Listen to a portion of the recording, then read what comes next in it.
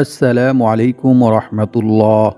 প্রিয় ভিউয়ার্স, সালামের উত্তর দেওয়া ওয়াজিব, তাই সকলেই কমেন্ট বক্সে সালামের উত্তর দিয়ে যাবেন। সম্মানিত ভিউয়ার্স, ভিডিওটি ভালো লাগলে, ভিডিওটির দ্বারা উপকৃত হলে ভিডিওটিতে একটি লাইক করে আমিন লিখে কমেন্ট করবেন। তারপর ভিডিওটি শেয়ার করে দিবেন, যাতে করে অন্যরাও শুনে উপকৃত হতে পারে। আর ভিডিওটি ভালো লাগলে সাবস্ক্রাইব করে আমাদের পাশে থাকবেন। সম্মানিত ভিউয়ার্স, আজকের ভিডিওতে আলোচনা করব সকালে ফজরের নামাজের পর সূরা ইখলাস যে নিয়মে পাঠ করিলে আল্লাহ তাআলা আপনার দারিদ্রতা দূর করে দিবেন, আপনাকে অনেক টাকা পয়সা ধন সম্পদ দান করবেন ইনশাআল্লাহ। সম্মানিত ভিউয়ার্স, সূরা ইখলাসের এই আমলটি করার কারণে এক সাহাবী অল্প কিছুদিনের মধ্যেই অনেক বড়লোক হয়ে গিয়েছিল, ওনার দারিদ্রতা দূর হয়ে গিয়েছিল। সম্মানিত ভিউয়ার্স, সূরা ইখলাস কী নিয়মে পাঠ করিলে আল্লাহ তাআলা আপনাকে অনেক টাকা পয়সা ধন সম্পদ দান করবেন, সেই সম্পর্কে জানতে চাইলে ভিডিওটি স্কিপ না করে সম্পূর্ণ ভিডিওটি দেখতে থাকুন। তো চলো বন্ধুরা, কথা না বাড়িয়ে আমরা সূরা ইখলাসের এই গোপন আমলটি সম্পর্কে জেনে নেই। সম্মানিত ভিউয়ার্স, সকালে ফজরের নামাজের পর সূরা ইখলাস এই নিয়মে পাঠ করুন। পরের দিন সকাল হওয়ার আগেই আপনার কাছে গায়বীভাবে টাকা আসবে ইনশাআল্লাহ।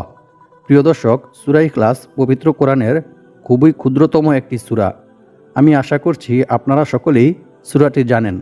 তারপরেও আমি সহিশুদ্ধভাবে আপনাদেরকে সূরা ইখলাস পাঠ করে শোনাবো। আপনারা আমার থেকে শুনে শুনে সহিশুদ্ধভাবে সঠিকভাবে সূরা ইখলাস মুখস্থ করে নেবেন। আউযু বিল্লাহি মিনাশ শাইতানির রাজীম। বিসমিল্লাহির রহমানির রহিম। কুল হুয়াল্লাহু আহাদ, আল্লাহুস সামাদ, লাম ইয়ালিদ ওয়া লাম ইউলাদ ওয়া লাম ইয়াকুল লাহু কুফুয়ান আহাদ। সাদাকাল্লাহুল আযীম। সম্মানিত ভিউয়ার্স, আমলটি করার জন্য অবশ্যই আপনাদেরকে এক গ্লাস পানি সংগ্রহ করতে হবে। আমি আশা করি আপনাদের সবার কাছেই গ্লাস আছে এবং আপনারা খুব সহজেই এক গ্লাস পরিষ্কার এবং পবিত্র পানি সংগ্রহ করতে পারবেন। সম্মানিত ভিউয়ার্স, আমি আপনাদেরকে প্রথমে সূরা ইখলাসের কিছু ফজিলত সম্পর্কে কোরআন এবং হাদিস থেকে জানিয়ে দেব, যে ফজিলতগুলি শুনলে আপনারাই বুঝতে পারবেন যে সূরা ইখলাস কতটা গুরুত্বপূর্ণ এবং ফজিলতপূর্ণ সূরা। তাই কিছুক্ষণ পরে আমি আপনাদেরকে কোরআন এবং হাদিস থেকে সূরা ইখলাসের ফজিলতের বিষয়ে জানিয়ে দেব ইনশাআল্লাহ। ততক্ষণে আপনারা চ্যানেলটি সাবস্ক্রাইব করে রাখুন।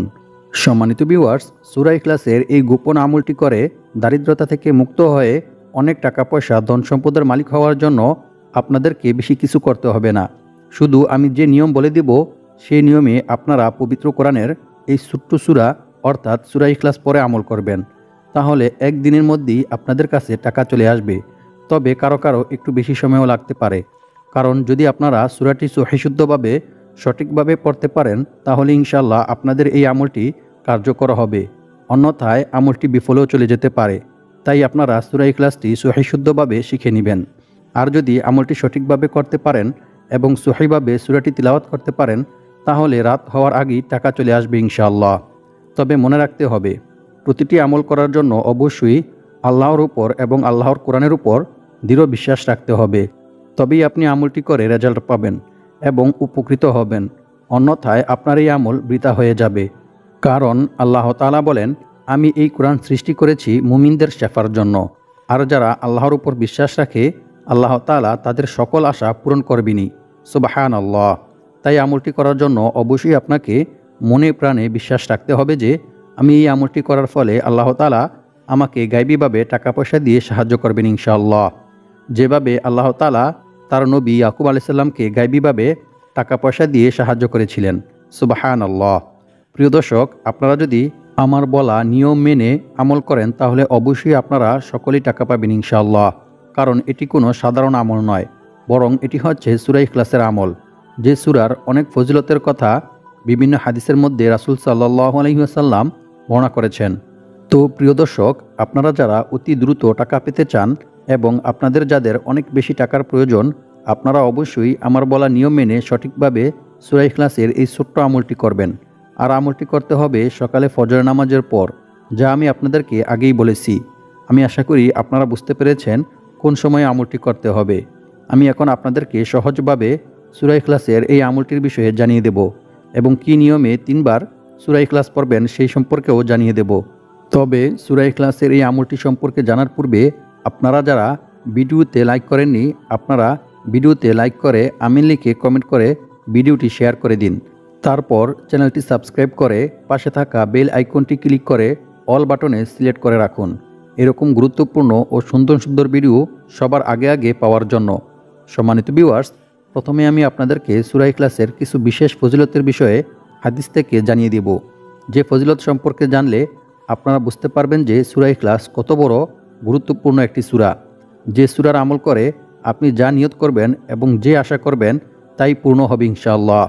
তারপর আপনাদেরকে জানিয়ে দেব সকালে ফজর নামাজের পর কি নিয়মে 3 বার সূরা ইখলাস পাঠ করিলে আপনার কাছে গায়বীভাবে টাকা পয়সা আসবে। আবু সাঈদ খুদরি রাদিয়াল্লাহু তাআলা আনহু থেকে বর্ণিত, তিনি বলেন, এক ব্যক্তি অন্য এক ব্যক্তিকে রাতে বারবার সূরা ইখলাস পাঠ করতে শুনেন। অতঃপর সকাল হলে রাসূল সাল্লাল্লাহু আলাইহি ওয়াসাল্লামকে এই বিষয়টি সম্পর্কে অবগত করেন। আল্লাহর রাসূল সাল্লাল্লাহু আলাইহি ওয়াসাল্লাম এই কথা শুনে বললেন, ওই সত্তার শপথ যার হাতে আমার প্রাণ, অবশ্যই এই সূরা অর্থাৎ সূরা ইখলাস পবিত্র কোরআন মাজিদের 1/3 সমান। সুবহানাল্লাহ। বুখারী শরীফ হাদিস নং 5013। অর্থাৎ যে ব্যক্তি সূরা ইখলাস 3 বার পাঠ করবে তার আমলনামায় 1 খতম কোরআন তিলাওয়াত করার সওয়াব লেখা হবে। সুবহানাল্লাহ, আল্লাহু আকবার। সম্মানিত ভিউয়ার্স, বুঝতেই পারতেছেন যে সূরা ইখলাস কতটা গুরুত্বপূর্ণ এবং ফজিলতপূর্ণ সূরা। রাসূল সাল্লাল্লাহু আলাইহি ওয়াসাল্লামের কাছে একবার এক সাহাবী এসে বললেন, হে আল্লাহর রাসূল সাল্লাল্লাহু আলাইহি ওয়াসাল্লাম, আমি সূরা ইখলাসকে ভালোবাসি। এই কথা শুনে রাসূল সাল্লাল্লাহু আলাইহি ওয়াসাল্লাম তাকে বললেন, এই ভালোবাসা তোমাকে জান্নাতে প্রবেশ করাবে। সুবহানাল্লাহ। বুখারী শরীফ হাদিস নং 774। সম্মানিত ভিউয়ার্স, সূরা ইখলাসের প্রত্যেকটি আমল খুবই গুরুত্বপূর্ণ, তাই আপনারা এই আমলটি অবশ্যই করবেন। কেউ ভিডিওটি মিস করবেন না, সম্পূর্ণ ভিডিওটি দেখুন। সম্মানিত ভিউয়ার্স, অন্য এক হাদিসে রাসূল সাল্লাল্লাহু আলাইহি ওয়াসাল্লাম বলেন, যে ব্যক্তি সূরা ইখলাস পাঠ করবে তার জন্য জান্নাত ওয়াজিব হয়ে যাবে। সুবহানাল্লাহ, আল্লাহু আকবার। অন্য এক হাদিসে বলা হয়েছে, রাসূল সাল্লাল্লাহু আলাইহি ওয়াসাল্লাম বলেন, যে ব্যক্তি প্রতিদিন 200 বার সূরা ইখলাস পাঠ করবে তার 50 বছরের গুনাহ ক্ষমা করে দেওয়া হবে। সুবহানাল্লাহ। তবে ঋণ থাকলে তা মাফ করা হবে না। নাউজুবিল্লাহি মিন যালিক। তিরমিজি শরীফ হাদিস নং 2898। অন্য এক হাদিসে বলা হয়েছে, রাসূল সাল্লাল্লাহু আলাইহি ওয়াসাল্লাম বলেন, যে ব্যক্তি ঘুমানোর উদ্দেশ্যে বিছানায় গিয়ে ডান কাতে শুয়ে 100 বার কুল হুয়াল্লাহু আহাদ সূরা ইখলাস পাঠ করবে, কিয়ামতের দিন আল্লাহ তাআলা তাকে বলবেন, হে আমার বান্দা, তোমার ডান দিক দিয়ে তুমি জান্নাতে প্রবেশ করো। সুবহানাল্লাহ, আল্লাহু আকবার। মিশকাত শরীফ হাদিস নং 2159। অন্য এক হাদিসে বলা হয়েছে, রাসূল সাল্লাল্লাহু আলাইহি ওয়াসাল্লাম বলেন, যে ব্যক্তি কুল হুয়াল্লাহু আহাদ সূরা ইখলাস শেষ পর্যন্ত 10 বার পাঠ করবে, আল্লাহ তাআলা সেই ব্যক্তির জন্য জান্নাতে একটি মহল তথা ঘর নির্মাণ করে দিবেন। সুবহানাল্লাহ, আল্লাহু আকবার। মুসনাদে আহমদ হাদিস নং 15610। এক সাহাবী যুদ্ধের ময়দানে নামাজের ইমামতি করার সময় বারবার সূরা ইখলাস পাঠ করেন। সাহাবীরা যুদ্ধ থেকে ফিরে এসে রাসূল সাল্লাল্লাহু আলাইহি ওয়াসাল্লামকে বিষয়টি সম্পর্কে জানান। রাসূল সাল্লাল্লাহু আলাইহি ওয়াসাল্লাম তাদেরকে বললেন, তোমরা তাকে গিয়ে জিজ্ঞেস করো কেন সে এরূপ করেছে। সাহাবীরা তাকে জিজ্ঞেস করলে সেনাপতি তাদেরকে জানান, এই সূরায় আল্লাহর গুণাবলী বর্ণিত হয়েছে, তাই আমি এই সূরাকে ভালোবাসি। সুবহানাল্লাহ। এই কথা শুনে রাসূল সাল্লাল্লাহু আলাইহি ওয়াসাল্লাম সাহাবীদেরকে বললেন, তোমরাও তাকে গিয়ে বলো আল্লাহ তাআলাও তাকে ভালোবাসেন। সুবহানাল্লাহ, আল্লাহু আকবার। বুখারী শরীফ হাদিস নং 7375। সম্মানিত ভিউয়ার্স, সূরা ইখলাসের এই সকল ফজিলত শুনে বুঝতে পারতেছেন যে সূরা ইখলাস কতটা গুরুত্বপূর্ণ এবং ফজিলতপূর্ণ সূরা। তাই আপনারা যদি আমার বলা নিয়ম মেনে সঠিকভাবে সূরা ইখলাস 3 বার পরে আমল করেন তাহলে গায়বীভাবে টাকা পয়সা পাবেন ইনশাআল্লাহ। এমনকি এক সাহাবী নিজেও সূরা ইখলাসের আমল করে কিছুদিনের মধ্যে অনেক ধন সম্পদের মালিক হয়ে গিয়েছিল। সুবহানাল্লাহ। প্রিয় ভিউয়ার্স, কিছুক্ষণ পর আমি আপনাদেরকে সূরা ইখলাসের এই ছোট্ট নিয়মটি জানিয়ে দেব। তার আগে প্রথমে আপনাদেরকে আমলটি করার জন্য ওযু করে পাক পবিত্র হতে হবে। সম্মানিত ভিউয়ার্স, আমলটি করার জন্য সকালে ফজরের নামাজ জামাতের সহিত অবশ্যই আদায় করতে হবে, আর মেয়েরা ঘরেই পড়বেন। তারপর একটা পরিষ্কার পরিচ্ছন্ন পবিত্র গ্লাস নেবেন। সেই গ্লাসে 1 গ্লাস পবিত্র পরিষ্কার পানি নেবেন। তারপর একটি বিশেষ ইস্তেগফার পাঠ করবেন। সম্মানিত ভিউয়ার্স, প্রথমে আমরা ইস্তেগফার পাঠ করার গুরুত্ব ও ফজিলত সম্পর্কে কোরআন এবং হাদিস থেকে জেনে নেব। সম্মানিত ভিউয়ার্স, প্রতিটি আমলের গুরুত্ব ও ফজিলত যদি আমরা কোরআন এবং হাদিস থেকে জানতে পারি, তাহলে আমরা আমলটি করার জন্য আরও বেশি উৎসাহ পাই। এজন্যই মূলত আমি আপনাদেরকে প্রতিটি আমলের ফজিলত সম্পর্কে কোরআন এবং হাদিস থেকে জানিয়ে দেওয়ার চেষ্টা করি ইনশাআল্লাহ। রাসূল সাল্লাল্লাহু আলাইহি ওয়াসাল্লাম বলেন, আল্লাহ তাআলা ওই ব্যক্তির চেহারা উজ্জ্বল করে দেন যে ব্যক্তি আমার কোনো হাদিস শুনেছে অতঃপর তা অন্যের কাছে পৌঁছে দিয়েছে।